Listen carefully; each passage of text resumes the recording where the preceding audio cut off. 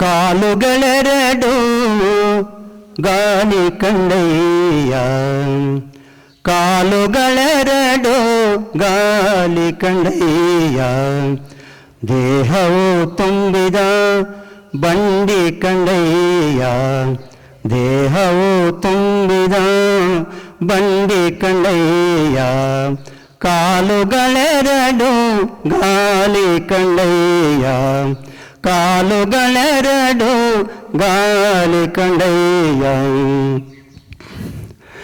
ಬಂಡಿಯ ಹೊಡೆವವ ಐವರು ಮಲ್ಲಿಸರು, ಬಂಡಿಯ ಹೊಡೆವವ ಐವರು ಮಲ್ಲಿಸರು, ಒಬ್ಬರಿಗೊಬ್ಬರು ಸಮವಿಲ್ಲವಯ್ಯ, ಒಬ್ಬರಿಗೊಬ್ಬರು ಸಮವಿಲ್ಲವಯ್ಯ, ಕಾಲುಗಳೆರಡು ಗಾಳಿ ಕಂಡಯ್ಯ, ಕಾಲುಗಳೆರಡು ಗಾಳಿ ಕಂಡಯ್ಯ.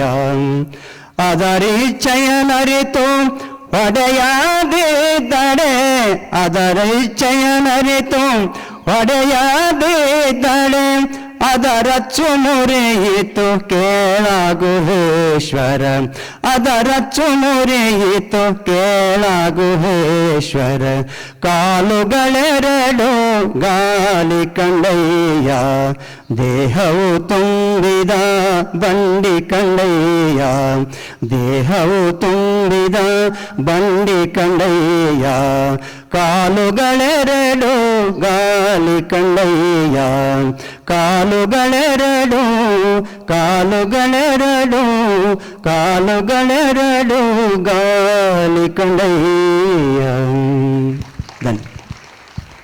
ಎಲ್ಲರಿಗೂ ಶರಣಾರ್ಥಿಗಳು.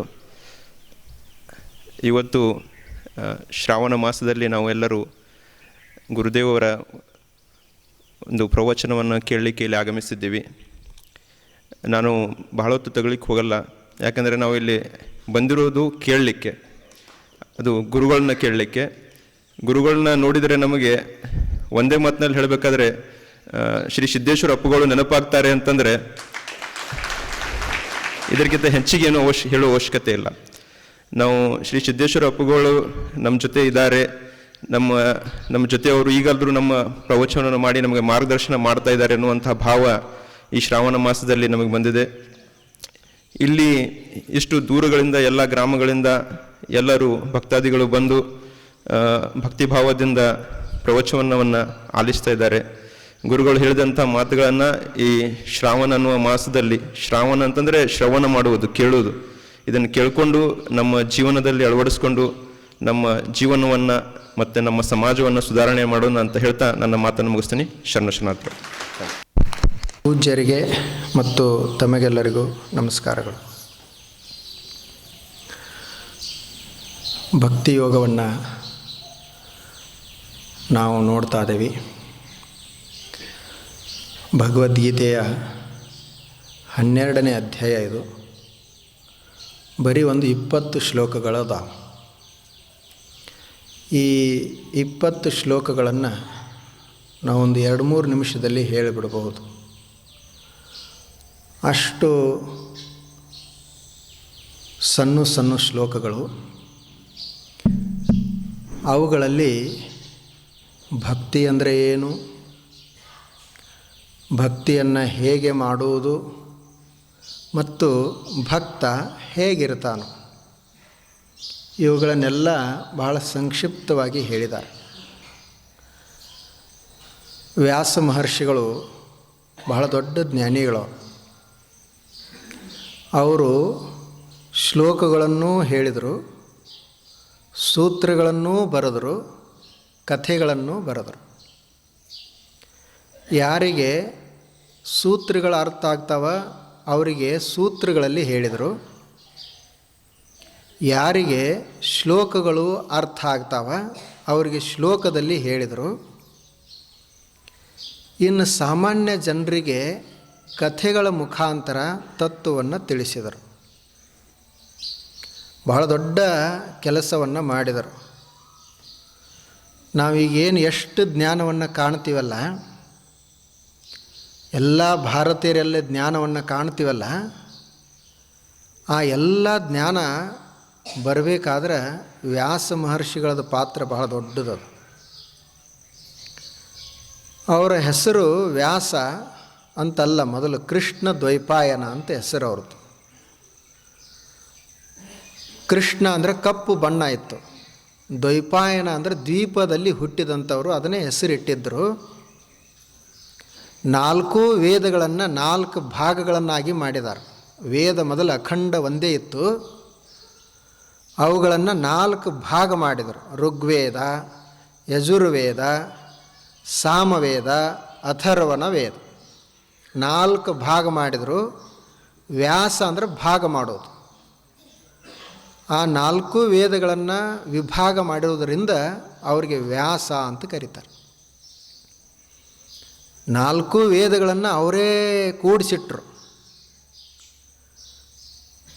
ಮೊದಲು ಎಲ್ಲ ಮಾತುಗಳಿದ್ದು ಅವುಗಳನ್ನು ಒಂದು ಕಡೆ ಹಿಡಿದಿಡಬೇಕಲ್ಲ.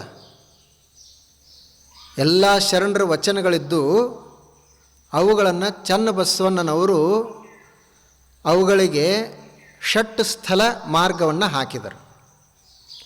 6 ಹಂತದಲ್ಲಿ ಆ ವಚನಗಳನ್ನು ಜೋಡಿಸಿದರು. ಅವರಿಗೆ ಷಟ್ ಸ್ಥಳ ಜ್ಞಾನಿ ಅಂತ ಕರೀತಾರೆ.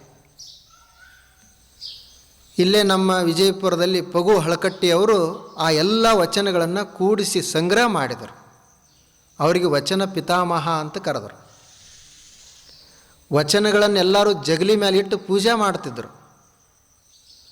ಅವರು ಎಲ್ಲ ಕಡೆ ತಿರುಗಾಡಿ ಅವುಗಳನ್ನು ಸಂಗ್ರಹ ಮಾಡಿ ಪುಸ್ತಕ ರೂಪದಲ್ಲಿ ತಂದರು. ಆಗ ವೇದಗಳನ್ನು ರಕ್ಷಣೆ ಮಾಡಿದವರು, ವೇದಗಳನ್ನು ವಿಭಾಗ ಮಾಡಿದವರು ವ್ಯಾಸ ಮಹರ್ಷಿಗಳು. ಅವರು ಈ ಭಗವದ್ಗೀತೆಯನ್ನು ಬರೆದವರು.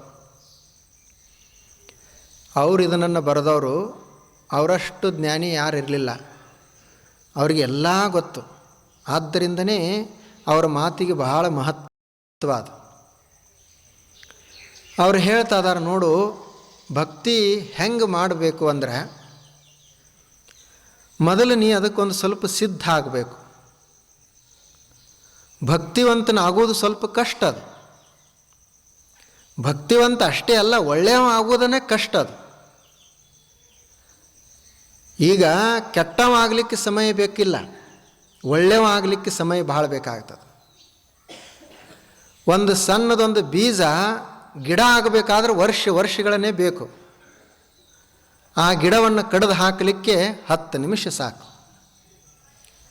ಒಂದು ಮನೆ ಕಟ್ಟಬೇಕಾದ್ರೆ ವರ್ಷಗಳೇ ಬೇಕು. ಕೆಡವಲಿಕ್ಕೆ ಎಷ್ಟು ಬೇಕು? ಒಂದು ಕಲ್ಲಿನಲ್ಲಿ ಮೂರ್ತಿಯನ್ನು ಕೆತ್ತಬೇಕಾದ್ರೆ ವರ್ಷಗಳೇ ಬೇಕು. ಆ ಮೂರ್ತಿಯನ್ನು ಭಂಗಗೊಳಿಸಲಿಕ್ಕೆ ಎಷ್ಟು ಬೇಕು? ಆ ಮೂರ್ತಿಯನ್ನು ಭಂಗಗೊಳಿಸಲಿಕ್ಕೆ ಏನು ಶಿಲ್ಪಕಾರ ಬೇಕಿಲ್ಲ. ಒಬ್ಬ ಸಾಮಾನ್ಯ ಮನುಷ್ಯ ಸುಮ್ಮನೆ ಹೀಗೊಂದು ಕಲ್ಲು ಹೊಡೆದ ಅಂದ್ರೆ ಮೂರ್ತಿ ಭಂಗ ಆಯಿತು. ಕೆಡಿಸಲಿಕ್ಕೆ ಬಹಳ ಸಮಯ ಬೇಕಿಲ್ಲ, ಕೆಡಿಸೋದು ಬಹಳ ಸುಲಭ ಅದ, ಕಟ್ಟುವುದು ಬಹಳ ದೊಡ್ಡದದ. ಹಾಗೆ ಮನುಷ್ಯ ಒಳ್ಳೆಯವನಾಗಿ ಬೆಳೆಯುವುದು ಬಹಳ ದೊಡ್ಡದೈತಿ, ಅದು ಸ್ವಲ್ಪ ಕಷ್ಟ ಅದ. ಕೆಡಲಿಕ್ಕೇನು ಬೇಕು? ಅದೇನು ಬಹಳ ದೊಡ್ಡದಲ್ಲ. ಗ್ರೀಕ್ ದೇಶದಲ್ಲಿ ಸಾಕ್ರೇಟಿಸ್ ಅಂತ ಒಬ್ಬರು ಆಗಿ ಹೋದರು. ಅವರು ಹೇಗೆ ಸಿದ್ದೇಶ್ವರ ಅಪ್ಪಗಳು, ತುಕಾರಾಮ್ ಮಹಾರಾಜರು ಇಂಥವ್ರು ಏನು ಸಂತರಿದ್ದರು ಹಂಗಿರುವವರು. ಅವರು ದಿನಾಲು ಉಪದೇಶ ಮಾಡುವವರು. ಅವ್ರ ಹತ್ತಿರ ಯುವಕರು ಬರ್ತಿದ್ದರು. 100 ಯುವಕರು ಅವರ ಮಾತುಗಳನ್ನು ಆಲಿಸ್ತಾ ಅವರ ಜೀವನವನ್ನು ಪರಿವರ್ತನೆ ಮಾಡಿಕೊಂಡಿದ್ದರು. ಒಂದು ದಿವಸ ಒಬ್ಬ ಹೆಣ್ಮಗಳು, ಆಕೆ ನರ್ತಕಿ, ಆಕೆ ಬಂದು ಆ ಸಾಕ್ರೇಟಿಸ್ ಅವರಿಗೆ ಹೇಳ್ತಾಳೆ, ನೀವು ಈ ಏನು 100 ಜನ ಯುವಕರನ್ನು ತಯಾರು ಮಾಡ್ಯಾರಲ್ಲ, ಇದೇನು ನಿಮ್ಮದು ದೊಡ್ಡದಲ್ಲ, ನಾನು ಇವ್ರನ್ನ ಒಂದು ಕ್ಷಣದಾಗ ಕೆಡಿಸಿ ಬಿಡ್ತೀನಿ ಅಂತ ಆಕೆ ಹೇಳಿದಳು. ಬರೀ ಒಂದು ಕ್ಷಣ ನನಗೆ ಕೊಡ್ರಿ, ನಿಮ್ಮ ಹತ್ತಿರ ಇವರು ಒಬ್ಬರು ಉಳಿಲಾರ್ದಂಗೆ ಮಾಡ್ತೀನಿ ಅಂತ ಆ ಹೆಣ್ಮಗಳು ಹೇಳಿದಳು. ಆವಾಗ ಅವರು ಸಾಕ್ರೇಟಿಸರು ಹೇಳ್ತಾರೆ, ಅದೇನು ದೊಡ್ಡ ಮಾತಾ ಅಂತ. ನೋಡು, ಕೆಳಗಡೆ ಇರುವಂಥ ಕಲ್ಲನ್ನು ಬೆಟ್ಟದ ಮೇಲೆ ಒಯ್ಯಬೇಕಾದ್ರೆ ಯಾರು ಬೇಕಾಗ್ತಾರೆ? ಪೈಲ್ವಾನ್ರು ಬೇಕಾಗ್ತಾರೆ. ಬೆಟ್ಟದ ಮೇಲಿನ ಕಲ್ಲವನ್ನು ಕೆಳಗುಳಿಸ್ಲಿಕ್ಕೆ ಪೈಲ್ವಾನ್ರು ಬೇಕಾಗ್ತಾರೆ ಏನು? ಬೆಟ್ಟದ ಮೇಲಿನ ಕಲ್ಲನ್ನು ಸುಮ್ಮನೆ ಹೀಗೆ ನೂಕಿಬಿಟ್ರೆ ಸಾಕು, ತಾನೇ ಬರ್ತದೆ. ಅದಕ್ಕೆ ಯಾಕೆ ನೀ ಬೇಕು? ಆಗ ಕಟ್ಟಲಿಕ್ಕೆ, ಸುಧಾರಿಸಲಿಕ್ಕೆ ಸಮರ್ಥರು ಬೇಕಾಗ್ತಾರೆ. ಕೆಡವಲಿಕ್ಕೆ ಯಾರಾದರೂ ಕೆಡುತ್ತಾರೆ, ಕೆಡಿಸ್ಲಿಕ್ಕೆ ಯಾರು ಬೇಕು? ನೀ ಯಾಕೆ ಬೇಕು? ಸಾಮಾನ್ಯ ಜನರೇ ಕೆಡಿಸ್ತಾರೆ. ಹಾಗೆ ಭಕ್ತಿವಂತನಾಗುವುದಲ್ಲ, ಅದು ಸ್ವಲ್ಪ ಕಷ್ಟ. ಅದಕ್ಕೆ ಅವರು ಮತ್ತೆ ಮತ್ತೆ ಕೆಲವು ಲಕ್ಷಣಗಳನ್ನು ಹೇಳ್ತಾ ಇದ್ದಾರೆ. ಹೆಂಗೆ ಇರ್ತಾನ ಭಕ್ತ ನೋಡ್ರಿ, ಹೇಗಿರ್ತಾನೆ. ಇವತ್ತದು 18ನೇ ಶ್ಲೋಕ. ನಾನು ಮೊದಲು ಅವ ಶ್ಲೋಕ ಹಾಡಿದೆಲ್ಲ, ಬರೀ 20 ಶ್ಲೋಕ ಅದಾವ, ಅದ್ರಾಗ 18ನೇ ಶ್ಲೋಕ ಇವತ್ತ. ಸಮಶತ್ರೌ ಚ ಮಿತ್ರೇ ಚ ತಥಾ ಮಾನಾಪಮಾನಯೋ ಶೀತೋಷ್ಣ ಸುಖ ದುಃಖೇಶು ಸಮಸಂಗ ವಿವರ್ಜಿತ. ಇದು 18ನೇ ಶ್ಲೋಕ. ಭಕ್ತ ಹೆಂಗಿರ್ತಾನೋ ಅಂದರೆ ಸಮಶತ್ರೌ ಚ ಮಿತ್ರೇ ಚ ಮಾನಾಪಮಾನಯೋ ಶೀತೋಷ್ಣ ಸುಖ ದುಃಖೇಶು. ಭಕ್ತ ಶತ್ರುಗಳನ್ನು ಮತ್ತು ಮಿತ್ರರನ್ನು ಸಮಾನಾಗಿ ಕಾಣ್ತಾನು. ಮಾನ ಅಪಮಾನ ಎರಡನ್ನೂ ಸಮಾನವಾಗಿ ನೋಡ್ತಾನ. ಶೀತ ಉಷ್ಣ, ಈಗ ಶೀತ ಆಯಿತು, ಉಷ್ಣ ಬಂತು, ತಂಪಾಯಿತು, ಉಷ್ಣ ಆಯಿತು ಅಂದರೆ ಏನು ಮಾಡೋದು? ಅದು ನಿಸರ್ಗದಲ್ಲಿ ಇರುವುದು. ನಮಗೆ ತಂಪು ಹಿಡಿಸಲಿಲ್ಲ ಅಂದರೆ ಸ್ವೆಟರ್ ಹಾಕೊಳ್ಳೋದು, ಒಂದು ಏನರ ಹೊದಕಿ ಹೊಚ್ಕೊಳ್ಳೋದು. ಇನ್ನು ನಮಗೆ ಇದು ಉಷ್ಣತೆ ಆಗುವುದಿಲ್ಲ, ಈ ಶೀತ ಆಗುವುದಿಲ್ಲ ಅಂದರೆ ಏನು ಮಾಡುವುದೇನು? ಜಗತ್ತಿರೋದೇ ಹೀಗೆ. ನಾವು ಈ ಜಗತ್ತಿನಲ್ಲೇ ಇರಬೇಕು. ನಾವು ಅವುಗಳನ್ನು ಸಮಾನಾಗಿ ನೋಡಬೇಕು, ನೋಡ್ತಾನ ಭಕ್ತ ಅಂತ ಹೇಳ್ತಾರೆ. ಸಮಶತ್ರೌ ಚ ಮಿತ್ರೇ ಚ ತಥಾ ಮಾನಾಪಮಾನಯೋ. ಮಾನ ಅಪಮಾನ, ಶೀತ ಉಷ್ಣ, ವೈರಿ ಗೆಳೆಯ, ಇವ್ರನ್ನೆಲ್ಲರನ್ನ ಸಮಾನವಾಗಿ ನೋಡ್ತಾನು. ಇದು ಒಂದು ಲಕ್ಷಣ, ಒಂದು ಭಕ್ತಂತು. ವೈರಿಗಳನ್ನು ಆತ ಸಮಾನವಾಗಿ ನೋಡ್ತಾನ ಅಂತ. ಇದು ಹೇಗದ ನೋಡ್ರಿ. ಗೆಳೆಯರನ್ನಂತೂ ನಾವು ನೋಡ್ತೀವಿ, ಅವ್ರನ್ನ ಒಳ್ಳೆಯವರಂತೂ ನೋಡ್ತೀವಿ, ಆದರೆ ವೈರಿಗಳನ್ನು ಆತ ಒಳ್ಳೆಯವರನ್ನು ನೋಡ್ತಾನ. ಅವನಿಗೆ ವೈರಿಗಳನ್ನೇ ಇರುವುದಿಲ್ಲ. ಮೊದಲನೇ ಮಾತು, ಭಕ್ತನಿಗೆ ಯಾರು ವೈರಿಗಳು? ಆದರೂ ಒಂದು ವೇಳೆ ವೈರಿಗಳಿದ್ದರೂ ಕೂಡ ಅವ್ರನ್ನ ಆತ ಸಮಾನವಾಗಿ ಮಿತ್ರರು ನೋಡಿದಂಗೆ ನೋಡ್ತಾನ. ಒಬ್ಬ ಕೇಳ್ತಿದ್ದ, ಗುರುಗಳಿಗೆ ಕೇಳ್ತಿದ್ದ, ನನಗೆ ವೈರಿಗಳು ಭಾಳ ಅದಾರ, ನಾನು ಅವ್ರ ಮಧ್ಯದಾಗ ಹೆಂಗಿರುವುದು? ಆ ಶತ್ರುಗಳು, ವೈರಿಗಳು ನನ್ನನ್ನು ಬಹಳಷ್ಟು ಕಾಟ ಕೊಡ್ತಾರೆ, ನನಗೆ ತೊಂದರೆ ಕೊಡ್ತಾರೆ, ಅವ್ರ ಮಧ್ಯದಾಗ ಹೆಂಗಿರುವುದು ಅಂತ ಇವ್ ಕೇಳ್ತಿದ್ದ. ಅವಾಗ ಅವ್ರ ಗುರುಗಳು ಹೇಳಿದರು, ನೋಡು, ಅವ್ರ ಮಧ್ಯದಾಗ ಹೆಂಗಿರುವುದು ಅಂದರೆ, ಈಗ ನಿನಗೆ ಶುಗರ್ ಬಂತು, BP ಬಂತು ಅಂದರೆ ಏನು ಮಾಡ್ತಿ? ಶುಗರ್ ಜೋಡಿ ಹೋರಾಟ ಮಾಡೋದಿಲ್ಲ, BP ಜೋಡಿ ಯಾರೂ ಹೋರಾಟ ಮಾಡೋದಿಲ್ಲ. BP ಬಂತಂದ್ರೆ ಏನು ಮಾಡ್ತಿ? ನಿನ್ನ ಆಹಾರದ ಮೇಲೆ ಕಂಟ್ರೋಲ್ ಮಾಡ್ತಿ. ನೀ ತಿನ್ನುವ ಆಹಾರದ ಮೇಲೆ ನಿಗ್ರಹ. ಶುಗರ್ ಬಂತು ಅಂದರೆ ನೀ ತಿನ್ನುವ ಆಹಾರದ ಮೇಲೆ ನಿಗ್ರಹ. ನೀನು ಸರಿಯಾಗಿ ಊಟ ಮಾಡಬೇಕು, ಸರಿಯಾದ ಸಮಯಕ್ಕೆ ಉಣ್ಣಬೇಕು, ವಾಕಿಂಗ್ ಮಾಡಬೇಕು, ಸ್ವಲ್ಪ ದನುವು ಆಗಬೇಕು, ಶರೀರಕ್ಕೆ ನಿಗ್ರಹ ಇರಬೇಕು ಅಂತ ನಿನ್ನ ಮೇಲೆ ನಿಗ್ರಹ ಮಾಡ್ತಿ.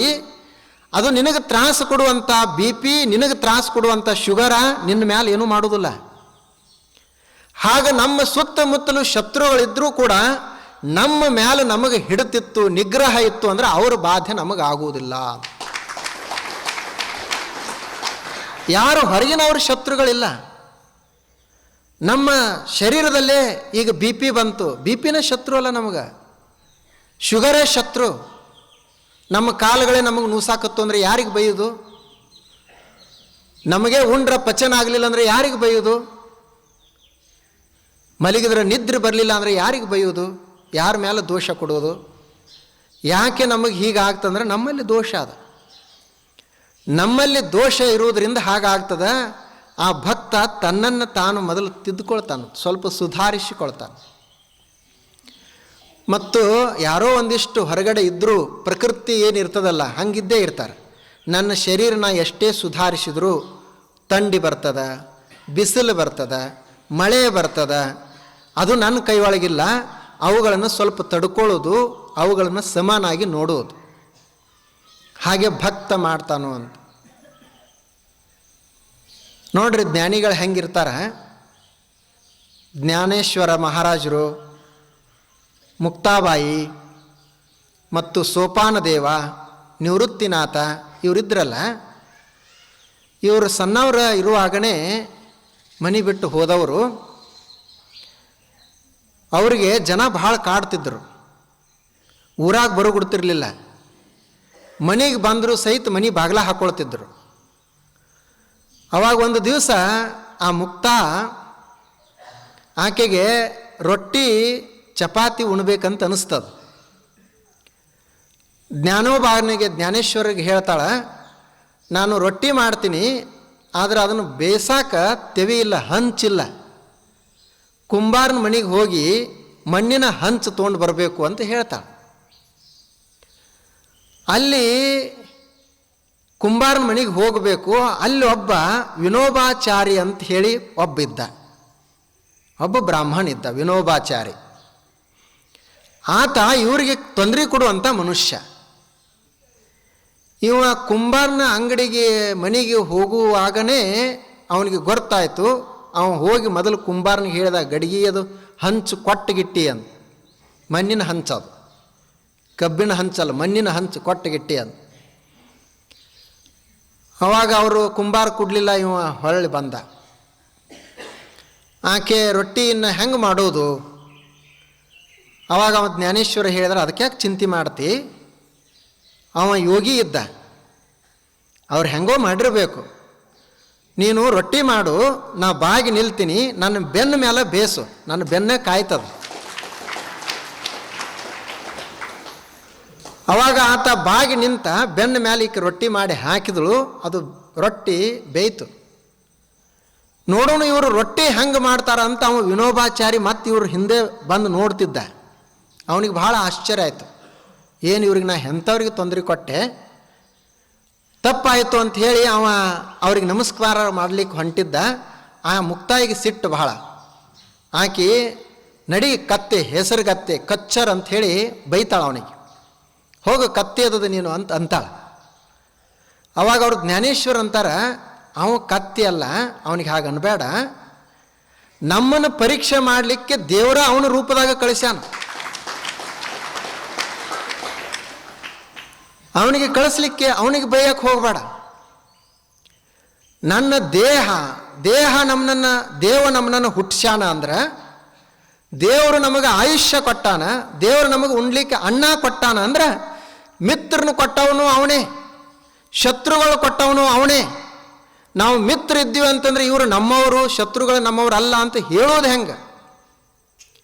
ಏನೇನು ನಮ್ಮ ಆಯುಷ್ಯದಾಗ ಬರ್ತದ ಅದೆಲ್ಲನೂ ದೇವ್ರ ಪ್ರಸಾದನೇ ಅದ.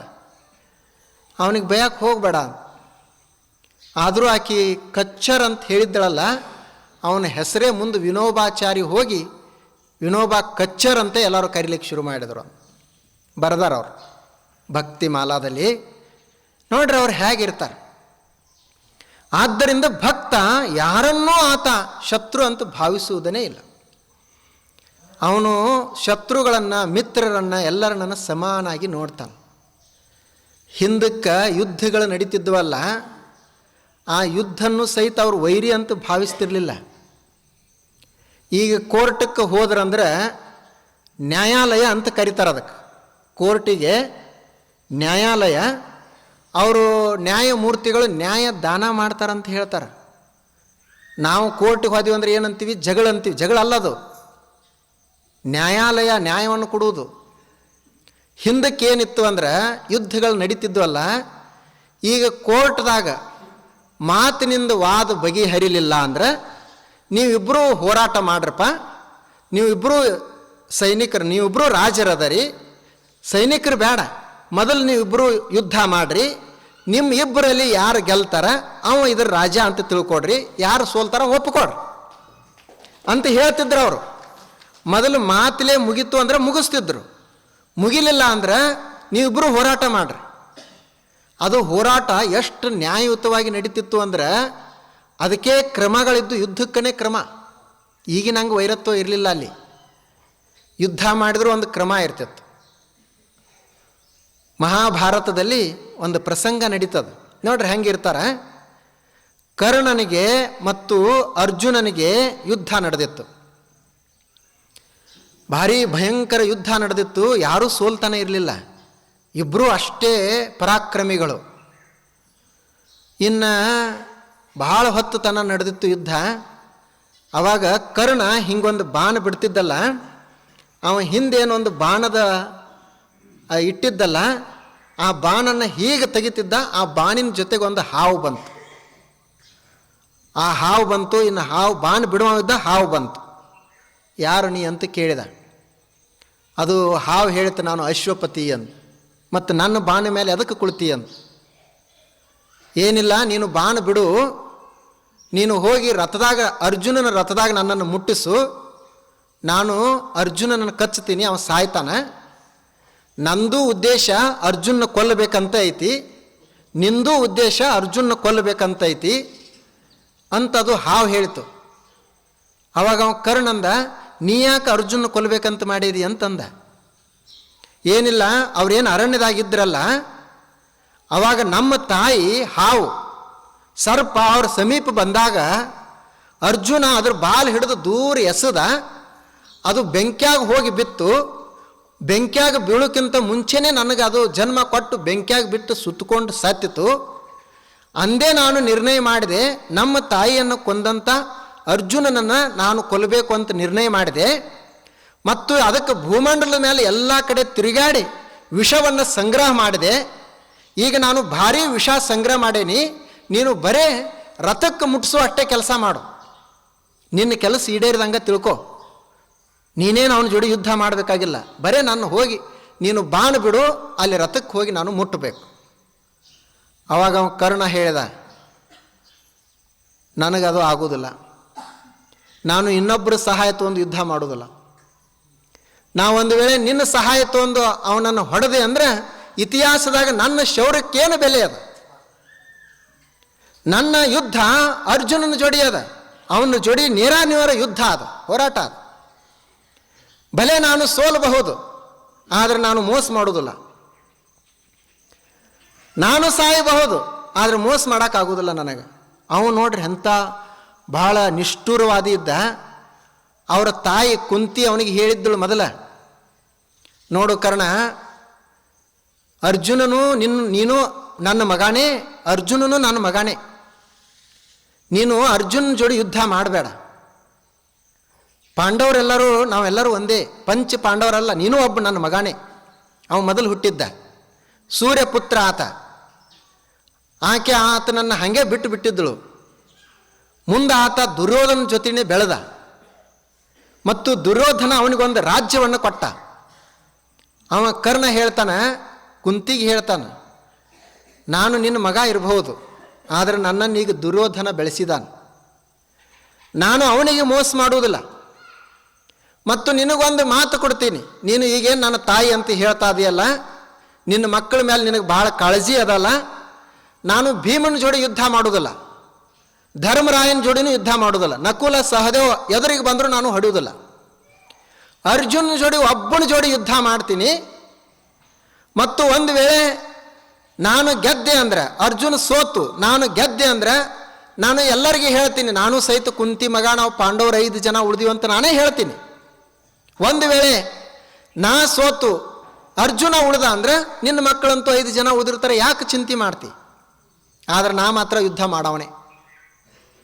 ನಾನು ದುರ್ಯೋಧನ ಜೋಡಿ ಇರಬಹುದು, ಆದರೆ ಅವನ ಜೋಡಿ ನ್ಯಾಯವಾಗಿಯೇ ನಡ್ಕೊಳ್ತೀನಿ. ನೋಡ್ರಿ ಅವಾಗ ಹೇಗಿತ್ತು ಯುದ್ಧದ್ದು. ಆ ನಿಯಮಗಳನ್ನು ಅವರು ಪಾಲಿಸ್ತಿದ್ರು. ಹಾಗೆ ಭಕ್ತ ಅಂತೂ ಅವನು ಯಾರನ್ನೂ ಶತ್ರುಗಳಂತಲೇ ಭಾವಿಸೋದು. ಇದು ಒಂದು ಸಮಶತ್ರೌಚ ಮಿತ್ರೇಚ ತಥಾ ಮಾನಾಪಮಾನಯೋ ಶೀತೋಷ್ಣ ಸುಖ ದುಃಖೇಶು ಸಮಸಂಗ ವಿವರ್ಜಿತ. ಮಾನ ಅಪಮಾನ, ಶೀತ ಉಷ್ಣ, ಶತ್ರು ಮಿತ್ರರನ್ನು ಅವನು ಸಮಾನಾಗಿ ನೋಡ್ತಾನ ಅಂತಿದ್ದು ಒಂದು. ಎರಡನೇದು ಸಂಘ ವಿವರ್ಜಿತ. ಈ ಶ್ಲೋಕದಲ್ಲಿ ಎರಡೇ ಮಾತುಗಳದಾವ. ಸಂಘ ವಿವರ್ಜಿತ ಅಂದರೆ ಈ ಪ್ರಪಂಚದ ಸಂಘವನ್ನು ವರ್ಜಿಸಿದವನು, ಬಿಟ್ಟವನು ಅಂತ. ಈ ಪ್ರಪಂಚದಲ್ಲಿ ಭಾಳಷ್ಟು ಅವನಿಗೆ ಆಸಕ್ತಿ ಇಲ್ಲ, ಅದಕ್ಕೆ ಸಂಘವರ್ಜಿತ ಅಂತ. ಸಂಘ ಅಂದರೆ ಆಸಕ್ತಿ, ಅದರ ಒಲುವ ಅದು ಅವನಿಗೆ ಇರುವುದಿಲ್ಲ ಅಂತ. ಭಕ್ತ ಯಾವಾಗಲೂ ಭಗವಂತನಲ್ಲಿ ಆಸಕ್ತನಾಗಿರ್ತಾನೆ. ಆತ ಈ ವಿಷಯದಲ್ಲಿ ಪ್ರಪಂಚದಲ್ಲಿ ಅವನಿಗೆ ಆಸಕ್ತಿ ಇಲ್ಲ.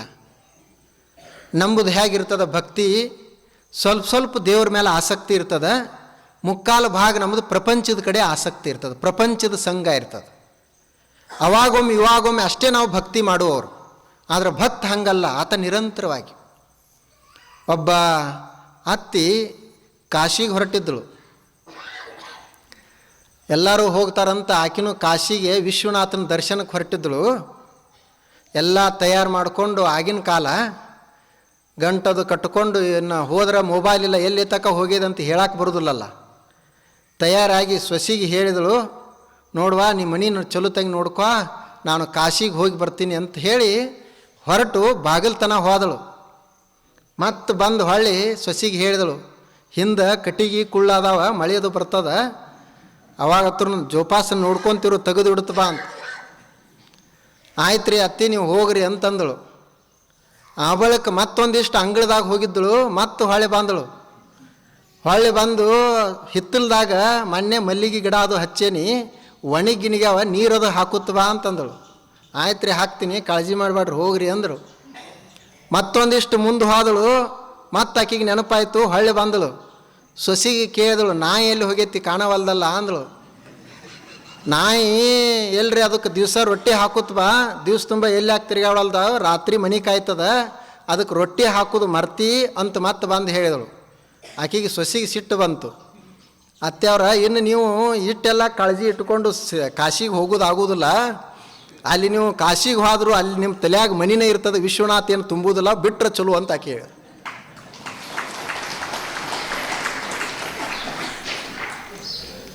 ಕಾಶಿಗೆ ಹೋಗೋದ ಬ್ಯಾಡ ನೀವು ಅಂತ ಆಕೆ. ಅಲ್ಲಿ ವಿಶ್ವನಾಥನ ದರ್ಶನಕ್ಕೆ ಹೋಗ್ಬೇಕಂತ ಮಾಡಿದವಳು ಇಲ್ಲಿ ಕುಳ್ಳದ ಚಿಂತೆ ಮಾಡಾಕತ್ಯಾಳ.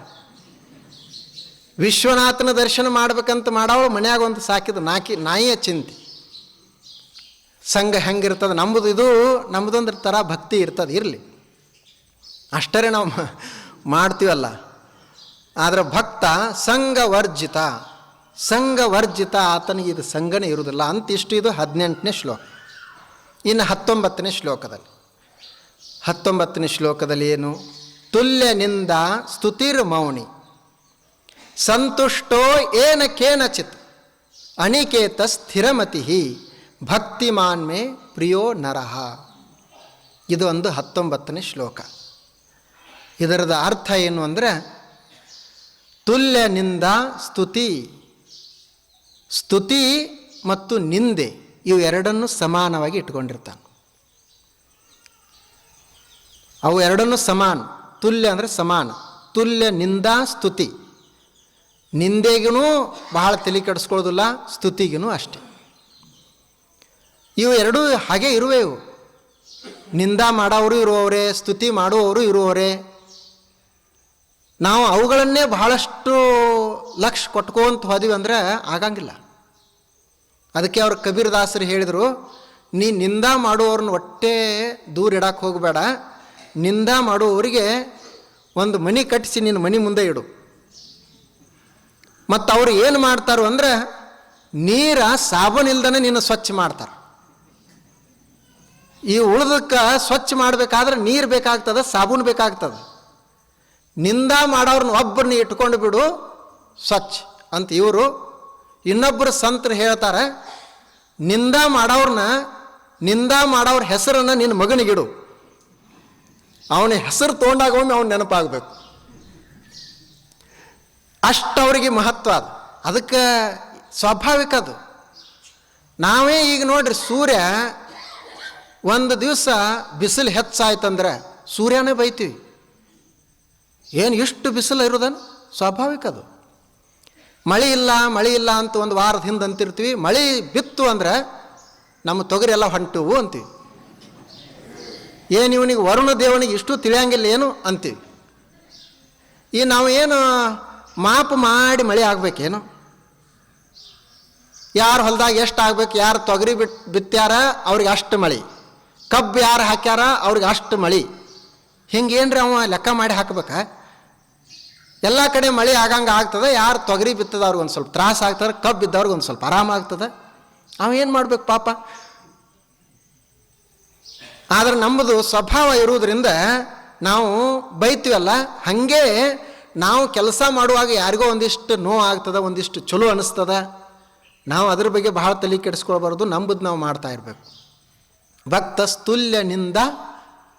ಸ್ತುಲ್ಯನಿಂದ ಆನಂತರ ಮೌನಿ ಅಂತ ಒಂದು ಶಬ್ದ. ಅವನು ಮೌನವಾಗಿರ್ತಾನಂದ್ರೆ ಏನು ಮಾತಾಡೋದಿಲ್ಲ ಏನಂತ ಹಿಂಗೆ ತಿಳ್ಕೊಂಡಿರಿ. ಮೌನ ಅಂದರೆ ಮಾತು ಬಿಟ್ಟವಲ್ಲ. ಈಗ ಅಂತಿರ್ತಾರೆ ನೋಡ್ರಿ, ಹೆಂಗೆ ಬದುಕಿದ್ರು ಅವರು ಅಂದರೆ 60-70 ವರ್ಷ ಮೌನವಾಗಿ ಬದುಕಿದ್ರು ಅಂತ. ಯಾರಿಗೂ ಗದ್ದಲ ಮಾಡಲಾರ್ದಂಗೆ, ಯಾರಿಗೂ ಬೈಲಾರ್ದಂಗೆ, ಯಾರಿಗೂ ತ್ರಾಸು ಕೊಡ್ಲಾರ್ದಂಗೆ ಬದುಕಿದ್ರಂದ್ರೆ ಏನಂತಾರೆ? ಹೆಂಗೆ ಬದುಕಿದ್ರು ಅಂದರೆ ಮೌನವಾಗಿ ಬದುಕಿದ್ರು ಅಂತ. ಹೆಂಗದಾನ ಇದನ್ನು ವಾಚಾರ್ಥ ತಿಳ್ಕೋಬೇಕಾದ್ರದು. ಮೌನ ಅಂದರೆ ಮೊಟ್ಟೆ ಮಾತನಾಡುವುದಿಲ್ಲ ಅಂತಲ್ಲ, ಮಾತನಾಡ್ತಾನೆ ಎಷ್ಟು ಬೇಕಷ್ಟೆ. ಎಂಥ ಒಳ್ಳೆಯ ಮಾತುಗಳಿರ್ತಾವೆ ಅಷ್ಟೇ. ಈಗ ತಣ್ಣಗದಾನಂದ್ರೆ ನೋಡಿ ಹೆಂಗದಾನ, ತಣ್ಣಗದಾನಂದ್ರೆ ತಣ್ಣಗಿರ್ತಾನೇನು, ಆರಾಮದಾನ ಅಂತ ಅದರ ಅರ್ಥ. ಹಾಗೆ ಮೌನಿ ಅಂದರೆ ಆರಾಮ್ ಸ್ವಲ್ಪ ಶಾಂತವಾಗಿರ್ತಾನೆ ಮೌನಿ. ಆ ಬಳಿಕ ಮುಂದೇನು? ಸ್ತುಲ್ಯನಿಂದ ಸ್ತುತಿರ್ ಮೌನಿ, ಆನಂತರ ಸ್ಥಿರಮತಿ. ಅವನು ಭಕ್ತಿಯಲ್ಲಿ ಸ್ಥಿರನಾಗಿರ್ತಾನೆ, ಅಲುಗಾಡೋದಿಲ್ಲ.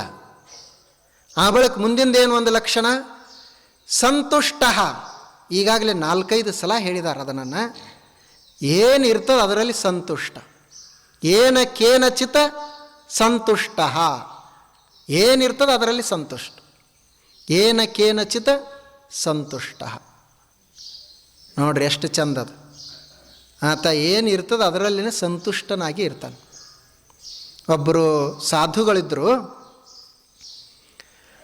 ಅವರು ಹೀಗೆ ಸಂಚಾರ ಮಾಡ್ತಾ ಹೋಗುವವರು ಒಂದು ಹಳ್ಳಿಗೆ ಹೋದರು. ಅದು ಚಳಿಗಾಲದ ಸಮಯ ಇತ್ತು, ರಾತ್ರಿ ಆಯಿತು. ಎಲ್ಲಿ ಮಲಗುನು ಅಂತ ಯೋಚನೆ ಮಾಡ್ತಿದ್ರು. ಆವಾಗ ಧರ್ಮಶಾಲೆ ನೋಡ್ತಾರೆ. ಧರ್ಮಶಾಲೆಯಲ್ಲಿನೂ ವ್ಯವಸ್ಥೆ ಇರಲಿಲ್ಲ, ಗುಡಿ ಗುಂಡಾರದಲ್ಲಿನೂ ಏನೂ ವ್ಯವಸ್ಥೆ ಇರಲಿಲ್ಲ.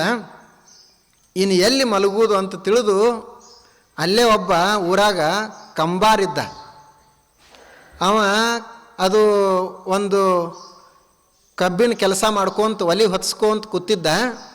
ಇವರು ಸಾಧುಗಳಲ್ಲಿ ಹೋದರು. ಇವರು ಹೋಗಿ ಕೇಳ್ಕೊಂಡ್ರು, ನಾನು ಒಂದು ರಾತ್ರಿ ಇಲ್ಲೇ ಮಲ್ಕೊಳ್ತೀನಿ ಅಂತಂದರು. ಅವಾಗ ಅವ ಕಂಬಾರ ಅಂದ, ಇಲ್ಲೇನದ ವ್ಯವಸ್ಥೆ, ನಾನು ಕೆಲಸ ಮಾಡಕತ್ತೀನಿ, ಧೂಳು ಬರ್ತದ, ನೀವು ಯಾರ್ದಾರೆ ಒಬ್ಬರು ಶ್ರೀಮಂತರ ಮನೆಗೆ ಹೋಗ್ರಲ್ಲ ಅಂತಂದ. ನಾನು ಕರಿಲಾರ್ದ ಯಾರ ಮನೆಗೂ ಹೋಗೋದಿಲ್ಲ, ಇವತ್ತೊಂದು ರಾತ್ರಿ ಇಲ್ಲಿರ್ತೀನಿ ಅಂತಂದರು. ಆಯಿತು ಅಂತ ತಿಳಿದು ಒಂದು ಹರಿದ ಚೀಲ ತಟ್ಟು ಹಾಕಿದ, ಅದರ ಮೇಲೆ ಮಲ್ಕೊಂಡ್ರು. ಆ ಕಂಬಾರನ ಅಂಗಡಿ ಸಮೀಪನೇ ಒಬ್ಬರದು ಶ್ರೀಮಂತರ ಮನೆ. ಇವರು ಆರಾಮ್ ಬೆಚ್ಚಗೆ ಮಲ್ಕೊಂಡಿದ್ರು. ಬೆಳಗಾಯಿತು.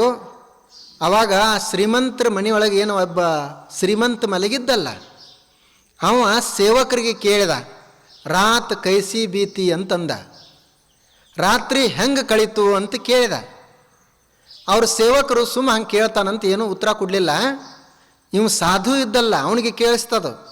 ಅವಂದ, ಕುಚ್ ತುಮ್ಹಾರೇ ಜೈಸೆ, ಕುಚ್ ತುಮ್ಹಾರೇ ಸೇ ಭೀ ಅಚ್ಛೇ ಅಂತ.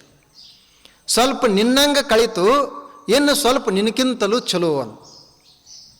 ಅವಾಗ ಅವ ಶ್ರೀಮಂತಂದ, ಯಾರು ಹೇಳಿದ್ರು ಇದನ್ನ ಅಂತ. ನನ್ನಂಗೆ ಸ್ವಲ್ಪ, ನನಗಿಂತ ಒಂದು ಸ್ವಲ್ಪ ಚಲೋ ಅಂತ ಯಾರು ಹೇಳಿದ್ರು ಅಂತ. ಅವಾಗ ಬಹುಶಃ ಇವರೇ ಹೇಳಿರಬೇಕು ಅಂತ ಹೇಳಿ ಇವ್ರನ್ನ ಕರ್ಕೊಂಡು ಹೋಗ್ತಾರೆ ಶ್ರೀಮಂತನ ಹತ್ತಿರ. ನೀವೇ ಹೇಳಿದ್ದೇನು ಅಂತ ಕೇಳಿದಾರ. ಹೌದು, ನಾನೇ ಹೇಳಿದೆ ಅಂತ. ಅವಾಗ ಅವನು ಶ್ರೀಮಂತಂದ, ನಂದ ನಿಮ್ಮದ ಇಬ್ಬರದು ಹೆಂಗೆ ಒಂದಾಗ್ತದ? ನಾನು ದೊಡ್ಡ ಮನ್ಯಾಗ ಮಲಗೇನಿ, ಗಾದಿ ಮ್ಯಾಲ ಮಲಗೇನಿ, ನೀವು ನೆಲದ ಮ್ಯಾಲ ಹರಿದ ಚೀಲ ತಟ್ಟದ ಮ್ಯಾಲ ಮಲಗೇರಿ. ನಾ ಎಲ್ಲೇ ನೀವೆಲ್ಲೇ ಅಂತೀವ ಶ್ರೀಮಂತ ಅಂದ. ನಂದ ನಿಮ್ದ ಇಬ್ಬರದು ಹೆಂಗೆ ಸಮ ಆಗ್ತದ? ಅವಾಗ ಅವ್ರ ಸಂತರು ಹೇಳಿದರು, ನೋಡು ನೀನು ದೊಡ್ಡ ಮನೆಯೊಳಗೆ ಮಲಗಿದಿ, ಗಾದಿ ಮ್ಯಾಲೆ ಮಲಗಿದಿ, ನಾನು ನೆಲದ ಮ್ಯಾಲೆ ಮಲಗಿದೆ. ಆದರೆ ಒಂದು ತಿಳ್ಕೊ, ಯಾವಾಗ ನಿನಗೆ ನಿದ್ರೆ ಹತ್ತಿತ್ತು ನಿನಗೆ ಗಾದಿ ನೆನಪಿಲ್ಲ, ಯಾವಾಗ ನನಗೆ ನಿದ್ರೆ ಹತ್ತಿತ್ತು ನಂದು ಹರಿದು ಚೀಲ ತಟ್ಟು ನೆನಪಿಲ್ಲ, ಇಬ್ಬರು ನಿದ್ರೆಯಾಗಿ ಸಮಾನ ಅಂತ. ನಿದ್ರೆಯಲ್ಲಿ ಯಾರು ಶ್ರೀಮಂತರಿಲ್ಲ, ಯಾರು ಬಡವರಿಲ್ಲ, ಅದು ಎಲ್ಲರಿಗೂ ಸಮಾನದ. ಆಯಿತು, ಇನ್ನು ನನಗಿಂತಲೂ ಸ್ವಲ್ಪ ಚಲೋ ಅಂದ್ರಲ್ಲ ಅದು ಹೆಂಗೆ ಅಂದವ. ನೋಡು ನೀನು ಭಾಳ ಗಳಿಸ್ಯದಿ, ವ್ಯಾಪ ಭಾಳ ಇರ್ತದ, ನಂದೇನಿಲ್ಲ, ಮೈ ಮೇಲೆ ಒಂದು ಹರಕು ಬಟ್ಟೆ ಅದ, ಇಲ್ಲಿದ್ರೆ ನಾಳೆ ಅಲ್ಲಿರ್ತೀನಿ, ತಿರುಗಾಡ್ಕೊಂತಿರುವವ. ನೀ ಎಷ್ಟು ಭಾರ ಹೊತ್ತದಿ ಅಷ್ಟು ಭಾರ ನಿನಗೆ ಇರಲೇಬೇಕಲ್ಲ, ಅದರ ತ್ರಾಸ ಆಗಲೇಬೇಕಲ್ಲ. ಭಾರ ಹೊತ್ತಾನಂತಂದ್ರೆ ಅದು ಹಗರ ಇರ್ತದಂತೇನು ಅದರ ಅರ್ಥ? ಆದ್ದರಿಂದ ನೀ ಭಾಳ ಹೊತ್ಕೊಂಡದಿ, ಅದು ನಿನಗೆ ಭಾರ ಆಗೈತಿ. ಆದರೆ ನಾನು ಹಗರದನಿ, ನಾನು ಆರಾಮದನಿ ಅಂತ ಅಂದ. ನೋಡ್ರಿ ಹೇಗದ. ಅದಕ್ಕೆ ನಾವು ಒಂದು ಸ್ವಲ್ಪ ಯೋಚನೆ ಮಾಡಬೇಕು. ಏನು ಅಂದರೆ, ನಾವೀಗೇನು ಅಂತೀವಲ್ಲ, ನಾವು ಬಡವರದೀವಿ ಅಂತ, ಹಾಸಿಗೆ ಬೇರೆ ಬೇರೆ ಇರ್ಬೋದು, ಆದರೆ ಎಲ್ಲರೂ ಮಾಡುವ ನಿದ್ರೆ ಒಂದೇ ಅದ. ಉಣ್ಣುವ ಪಾತ್ರೆಗಳು, ಉಣ್ಣುವ ಬಾಂಡೆ ಬೇರೆ ಬೇರೆ ಇರಬಹುದು, ಆದರೆ ನಾವೆಲ್ಲರೂ ಉಣ್ಣುವ ಅನ್ನ ಒಂದೇ ಅದ. ಕೆಲವರು AC ಬಳಸಿ ಗಾಳಿಯನ್ನು ತೆಗೆದುಕೊಳ್ತಾರೆ, ನಾವು ಹಾಗೆ ಗಾಳಿ ತೆಗೆದುಕೊಳ್ತೀವಿ. AC ಬಳಸಿದ್ರೂ ಆಕ್ಸಿಜನ್ ಒಂದೇ ಇರುವುದು, ನಾವು ಹಂಗೆ ತೆಗೆದುಕೊಂಡ್ರು ಗಾಳಿ ಒಂದೇ. ಕೆಲವರು ಬಾಟ್ಲ್ಯಾಗ ನೀರು ಕುಡಿತಾರೆ, ನಾವು ಬೊಗಸ್ಯಾಗ ನೀರು ಕುಡಿತೀವಿ. ಬೊಗಸ್ಯಾಗೂ H2O ಕುಡಿಬೇಕು, ಬಾಟ್ಲ್ಯಾಗೂ H2O ಕುಡಿಬೇಕು. ಯಾರು ಶ್ರೀಮಂತರು ಯಾರು ಬಡವರು ಅನುಭವಿಸೋದು ಬಹಳ ಮುಖ್ಯ ಅದ, ಅನುಭವಿಸೋದು ಬಹಳ ಮುಖ್ಯ. ಆದ್ದರಿಂದ ಆತ ಏನಕ್ಕೇನ ಸಂತುಷ್ಟ, ಆತ ಯಾವಾಗಲೂ ಸಂತುಷ್ಟನಾಗಿರ್ತಾನೋ ಅಂತ. ಸಂತುಷ್ಟನಾಗಿರ್ತಾನೆ, ಮಜಾದಾಗಿರ್ತಾನೆ ಅಂತಾರಲ್ಲ, ಅದು ಚೌಲ್ದಾಗ ಡೌಲ್ ಇರ್ತದಂತಾರೆ ನೋಡ್ರಿ, ಕೇಳಿರಲ್ಲ? ಚೌಲ್ದಾಗ ಡೌಲ್ ಮಾಡೋದು ಅಂತಾರೆ. ಅದಕ್ಕೆ ಇದ್ರಾಗನೇ ಮಜಾದಾಗಿರೋದು. ಇವರೆಲ್ಲ ಏನೂ ಇದ್ದವರು ಸಪ್ಪಗಿರ್ತಾರೆ, ಏನೂ ಇರಲಾರ್ದವರು ಗುಡಿಸಲ್ದಾಗಿದ್ದವರು ಚೌಲ್ದಾಗ ಡೌಲ್. ನೋಡ್ಬೇಕು ಅವ್ರು ಎಷ್ಟು ಮಜಾದಾಗಿರ್ತಾರೆ, ನಕ್ಕೋಂತಿರ್ತಾರೆ. ಅವ್ರು ಎಷ್ಟು ಚಂದ ಹಿಂದಿನವ್ರು ಕರೆದಾರ. ಡೌಲ್ ಮಾಡೋಕೆ ಏನೂ ಬೇಕಾಗಿಲ್ಲ, ಚೌಲ್ದಾಗ ಡೌಲ್ ಅಷ್ಟೇ ಸಾಕು, ಅಷ್ಟ್ರಾಗೆ ಸಂತೋಷವಾಗಿರೋದು. ಇಷ್ಟು ಇವು ಲಕ್ಷಣಗಳು. ತುಲ್ಯ ನಿಂದ ಸ್ತುತಿರ್ ಮೌನಿ ಸಂತುಷ್ಟ ಏನ ಕೇನಚಿತ್ ಅನಿಕೇತ ಸ್ಥಿರಮತಿ. ಇನ್ನೊಂದು ಅನಿಕೇತ, ಅವನಿಗೆ ಮಣಿ ಇರುವುದಿಲ್ಲ ಅಂತ. ನಿಕೇತ ಅಂದರೆ ಮಣಿ, ಅನಿಕೇತ ಅಂದರೆ ಮಣಿ ಇರಲಾರ್ದವ, ಭಕ್ತನಿಗೆ ಮಣಿ ಇರುವುದಿಲ್ಲ ಅಂತ. ಅಂದ್ರೆ ಮತ್ತೆ ಹೆಂಗ್ರಿ ಇದು, ಎಲ್ಲಿರ್ತಾನ? ಮಣಿ ಇರುವುದಿಲ್ಲ ಅಂದ್ರೆ ಅದರ ಅರ್ಥ ಏನು? ತಂದಂತ ಇರುವುದಿಲ್ಲ, ಇಷ್ಟೇ. ಮಣಿ ಇರುವುದಿಲ್ಲ ಅಂದ್ರೆ ಏನು? ಅದರಾಗ ಭಾವ ವ್ಯತ್ಯಾಸ ಐತಿ. ನಂದಂತ ಇರುವುದು, ನಂದು ಅಲ್ಲಂತ ಇರುವುದು. ಇವ ಮಣಿ ನಂದ ಅಂತ ನಾ ಇರಾಕ ಕಟ್ಟೇನಿ ಅಂತಿದ್ದ ಒಬ್ಬ ಕೇಳಿದ, ಮತ್ತು ನೀ ಇರಾಕ ಕಟ್ಟಿದ್ದೆ ಅಂದ್ರೆ ಬಾಗಿಲ ಯಾಕೆ ಹಚ್ಚಿದಿ ಮನೆಗೆ ಅಂತಂದವ. ಬಾಗಿಲ ಮತ್ತು ಹೋಗಾಕ ಬರಾಕ ಅಂತಂದಿವ. ಅಂದರೆ ಇದರ ಅರ್ಥ ಏನಾಯಿತು? ನಿನ್ನ ಮನೆ ಇರುವುದು ಇರಾಕಲ್ಲ, ಹೋಗಾಕ ಬರಾಕ ಅಂತ ತಿಳ್ಕೊ ಅಂತ. ನೀ ಇರಾಕ ಕಟ್ಟಿಲಿಲ್ಲಿ, ಹೋಗಾಕ ಬರಾಕ ಕಟ್ಟೇದಿ. ಭಾಳ ಮಂದಿ ಇದ್ದು ಹೋಗ್ಯಾರ, ಭಾಳ ಮಂದಿ ಬಂದು ಹೋಗ್ಯಾರ, ನೀನೂ ಬಂದದಿ, ಒಂದು ದಿವಸ ಹೋಗ್ತಿ. ಇದು ನಿನ್ನ ಮನೆ ಖಾಯಮಲ್ಲ, ನಮ್ಮ ಮನೆ ಅಲ್ಲಿದೆ. ಇಲ್ಲಿರುವುದು ಸುಮ್ಮನೆ, ಇಲ್ಲಿರುವುದು ಸುಮ್ಮನೆ, ಅಲ್ಲಿದೆ ನಮ್ಮ ಮನೆ. ಮತ್ತು ಅಲ್ಲದ ಅಂದ್ರೆ ಎಲ್ಲೈತಿ ನಡ್ರಿ ಅಂತ ಹೋಗೋಣಂತ ಬಂದಿರಿ. ಈ ಮನೆ ನಮ್ಮದಲ್ಲ ಅಂತ ಅಷ್ಟೇ ಇಟ್ಕೊಳ್ಬೇಕು. ಆ ಮನೆ ಗುಬ್ಬಿ ಹೆರವರ ಮನೆ ತನ್ನ ಮನೆ ಎಂಬಂತೆ, ಗುಬ್ಬಿ ಹೆರವರ ಮನೆ ತನ್ನ ಮನೆ ಎಂಬಂತೆ, ಧರೆ ಧನ ಒಣತೆಯರು ತನ್ನವರೆಂದು ಹೋರಿ ಹೋರಿ ಅಳುತ್ತಿದೆ ಜೀವ ಅಂತ ಅವ್ರು ಶರಣರು. ಇವ ಮನೆ ಕಟ್ಟಿದ್ದ, ಆ ಮನೆ ನಂದಂತ ಇವ ಅಂತಿದ್ದಂತ. ಈ ಮನೆ ಒಳಗನ ಗುಬ್ಬಿ ಒಂದು ಗೂಡು ಕಟ್ಟಿತ್ತು. ಆ ಗೂಡು ಕಟ್ಟಿದ ಗುಬ್ಬಿ ಅದು ಅಂತಿತ್ತು, ಈ ಮನೆ ನಂದಂತ, ಅದು ಗುಬ್ಬಿ ಅಂತಿತ್ತಂತ. ಯಾರ್ದಿದು ಮನೆ? ಹೆಂಗ ಗೂಡು ಕಟ್ಟಿದ ಗುಬ್ಬಿ ಮನೆಯೇನ ತನ್ನ ಮನೆ ಅಂತದ, ಹಂಗೆ ನಾವು ಈ ಧರೆ ಧನ ಒಣತೆಯರು ಒಡವೆಗಳು ಇವೆಲ್ಲ ನನ್ನವರು ತನ್ನವರು ಅಂತೀವಲ್ಲ, ಇದು ಏನದು ಖಾಯಂ ಅಲ್ಲ ಅಂತ. ಅನೇಕೇತ ಅವ ಮನೆ ಇಲ್ಲ ಅಂತ. ಇಷ್ಟು ಇವು ಲಕ್ಷಣ. ಇನ್ನು ನಾಳೆ ಒಂದು ಶ್ಲೋಕ ಉಳಿದದ, ಆ ಒಂದು ಶ್ಲೋಕವನ್ನು ಮುಗಿಸಿ ಭಗವದ್ಗೀತೆಯ ಈ ಭಕ್ತಿ ಯೋಗವನ್ನು ನಾಳೆ ಮುಗಿಸೋಣ. ನಾಳೆ ತಾವೆಲ್ಲರೂ ಬರಬೇಕು. ಇವತ್ತು ನೋಡ್ರಿ ಎಷ್ಟು 21 ದಿವಸದಿಂದ ಬರ್ತಾಯಿದ್ದೀರಿ. ಇದೇನು ಸಾಮಾನ್ಯ ಅಲ್ಲ. ಇದು ಏನು ನೀವೆಲ್ಲ ವ್ಯವಸ್ಥೆ ಮಾಡಿಕೊಂಡ್ರಿ, ಎಷ್ಟು ಸೇವಾ ಮಾಡ್ತಾಯಿದ್ದೀರಿ. 21 ದಿವಸ ಈ ಅಡವ್ಯಾಗ ಕೂಡಬೇಕಲ್ಲ, ಇದು ಹೇಳ್ರಿ. ಏನದೊಂದು ದೊಡ್ಡ ಪವಾಡ. ಎಲ್ಲರೂ ಮತ್ತು ಎಷ್ಟು ಸೇವಾ ಮಾಡ್ತಾ ಇದ್ದಾರೆ. ನಿನ್ನೆ ನಮ್ಮ ಜಾಲಿಹಾಳದವರು ಪ್ರಸಾದ ಮಾಡಿಸ್ಯಾರ. ಇವತ್ತು ನಿನ್ನೆ ರಾತ್ರಿ ಬಂದಿದ್ದರು, ಅವರು ಮಾತಾಡ್ತಾ ಕುಳಿತಿದ್ದೀವಿ. ಅವರು ವಿಶ್ವನಾಥ್ ಕುಂಡ್ಲೆ ಅವರು ಹೇಳ್ತಾ ಇದ್ರು, ನೋಡ್ರಿ ಹೆಂಗೆ ಪರಿವರ್ತನೆ ಆಗ್ತದಂದ್ರೆ, ಅವ್ರದ್ದು ಜಾಲಿಹಾಳ ಅಲ್ಲದ, ಆಕಳವಾಡಿ, ಮಾಣಿಕ್ನಾಳ್, ಮರುಬಿಗಿ ದಾಟಿ 3 ಊರು ದಾಟಿ ಜಾಲಿಹಾಳದ, ಅಲ್ಲಿಂದ ಬರಬೇಕು. ಅವರು ಮೊದಲು ಇಲ್ಲಿ ಸತ್ಸಂಗ ನಡೆಸೋಣಂತ ಮೀಟಿಂಗ್ ಕರೆದಾಗ ಅವ್ರಿಗೆ ಅನ್ನಿಸ್ತಿತ್ತಂತ, ನಾವು ಹೋಗಿ ಗುರುಗಳಿಗೆ ಹೇಳಿದ್ವಿ ಮಾಡ್ತೀವಿ ಅಂತ ಹೇಳಿದೀವಿ ಅಂದರೆ ಮುಂದೆ ಯಾರೂ ಬರಲಿಲ್ಲ ಅಂದ್ರೆ ನಾವು ಹೇಳಿ ತಪ್ಪಿಸ್ತರ ಆಗ್ತದ, ಹೆಂಗೆ ಮಾಡೋದು ಅಂತ ಚಿಂತೆ ಆಗಿತ್ತಂತ. ಆದರೂ ಶುರು ಆಯಿತು. ಮುಂದೆ ಮೊದಲನೇ ದಿವಸ ಎಲ್ಲರನ್ನೂ ಕರ್ಕೊಂಡು ಬರಬೇಕಂತ ಎಲ್ಲರಿಗೆ ಹೇಳಿದ್ರಂತ, ಯಾರೂ ಬರೋಕ್ಕೆ ತಯಾರಿರಲಿಲ್ಲ. ಆ ಬಳಿಕ ಮುಂದೆ ಸಾವಕಾಶವಾಗಿ ರೂಢಿ ಆಯಿತು. ಈಗ ಎಲ್ಲ ಜನರಿಗೆ ಹೇಳಿಬಿಟ್ಟಾರ, ನೀವು ಅಲ್ಲಿ 6ಕ್ಕೆ ಇಂಥ ಜಾಗದಾಗ ಇರಬೇಕಂದ್ರೆ ಎಲ್ಲರೂ ನಾ ಮುಂದೆ ನೀ ಮುಂದಂತ ಎಲ್ಲರೂ ಇರಾಕತ್ಯಾರ ಅಂತ ಹೇಳಿದ್ರು. ನೋಡ್ರಿ ಹೇಗದು, ಯಾರೂ ಈಗ ಕರಿತಾನೆ ಇಲ್ಲ, ತಾನೇ ಬರ್ತಾ ಅದಾರ ಅಂತ. ಅವ್ರಂದರು, ಗುರುಗಳಿದು ನಾವೆಲ್ಲ ಹಿಂದಕ್ಕೆ ಕೇಳ್ತಿದ್ದೀವಲ್ಲ, ಆ ಪವಾಡ ಈ ಪವಾಡ ಅಂತ, ಇಲ್ಲೇನು ನೀವು 21 ದಿವಸ ನಡೆಸಿದ್ರಿ, ಇದೇ ಅಪ್ಪಗಳದೊಂದು ದೊಡ್ಡ ಪವಾಡ ಅಂತ ಹೇಳಿದ. ಯಾರು ಬೆಳಗ್ಗೆ ಯಾರು ಬರ್ತಾರ, ಅಷ್ಟು ಸೇವಾ ಯಾರು ಮಾಡ್ತಾರ?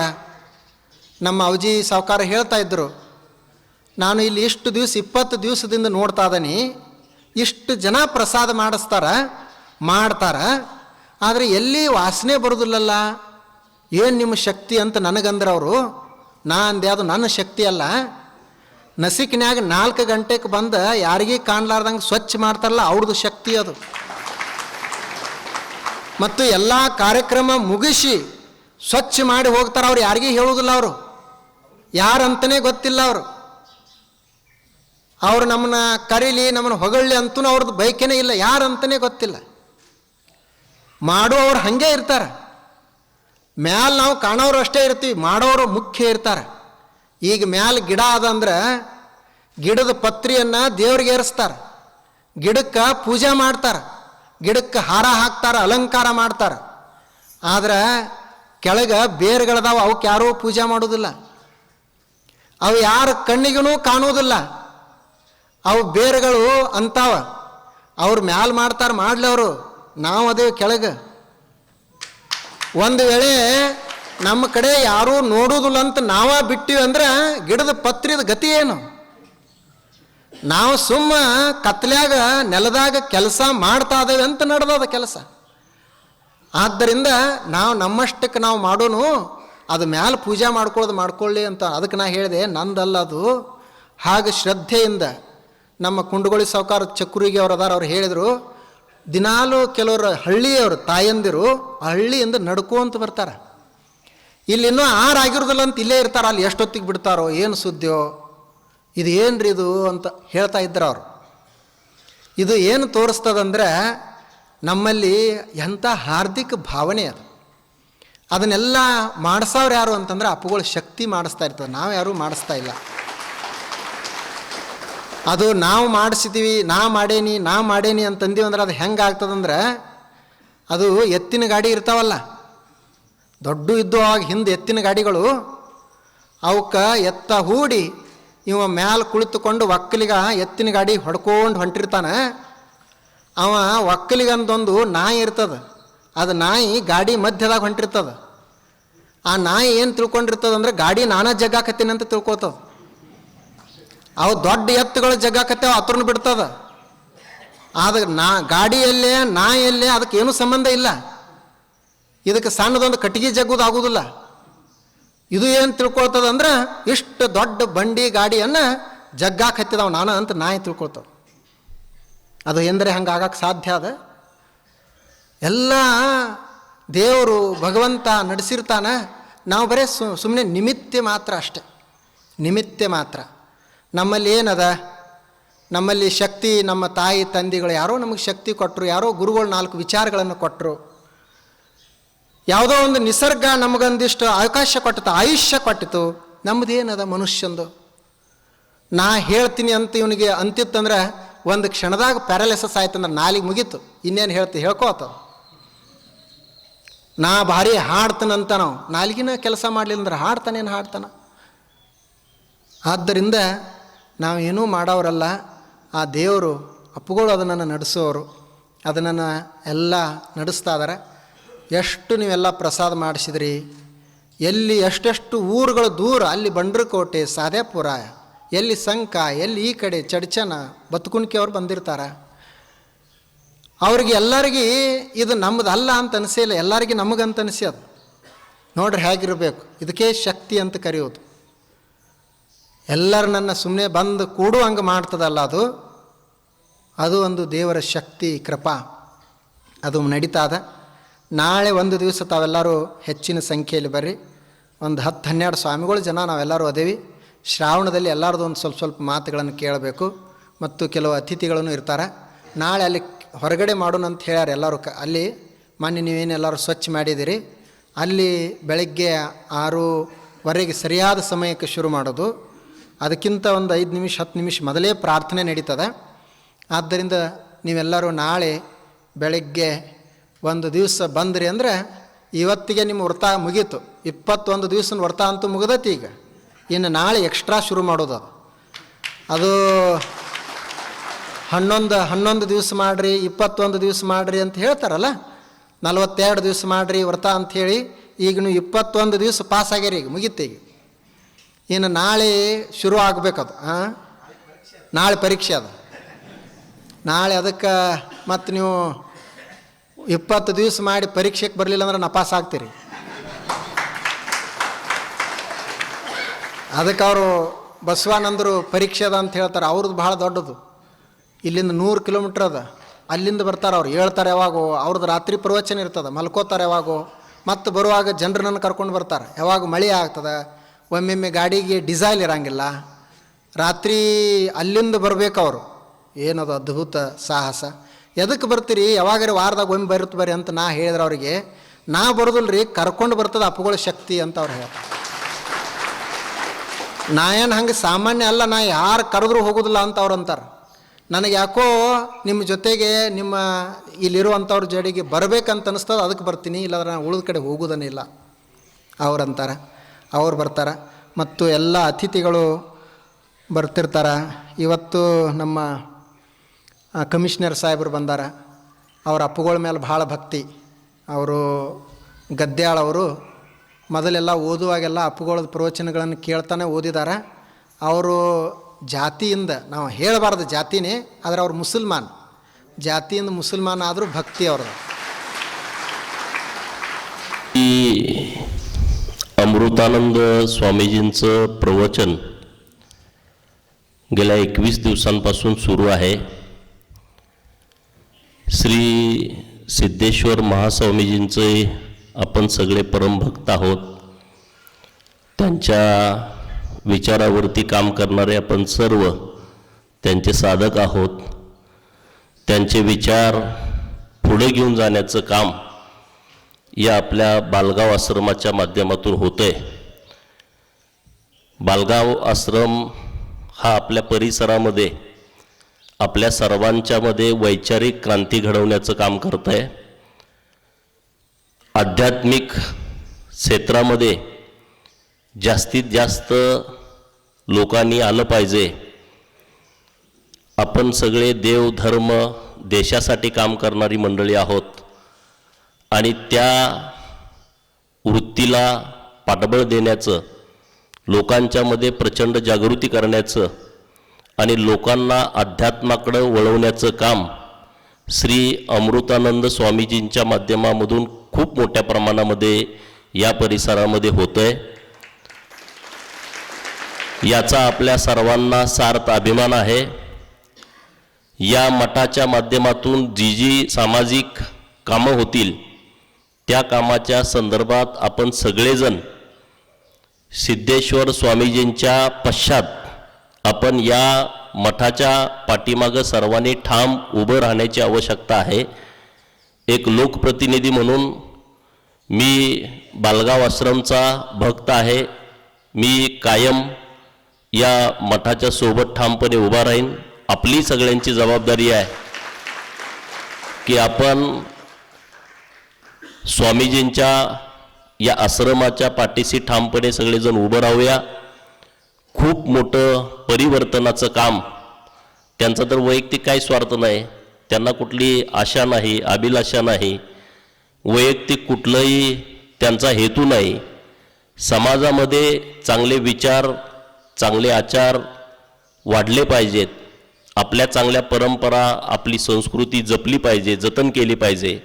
या एका निरपेक्ष भावनेतून ह्या आश्रमाचं काम सुरू आहे आणि दिवसेंदिवस हे काम वाढत राहावं.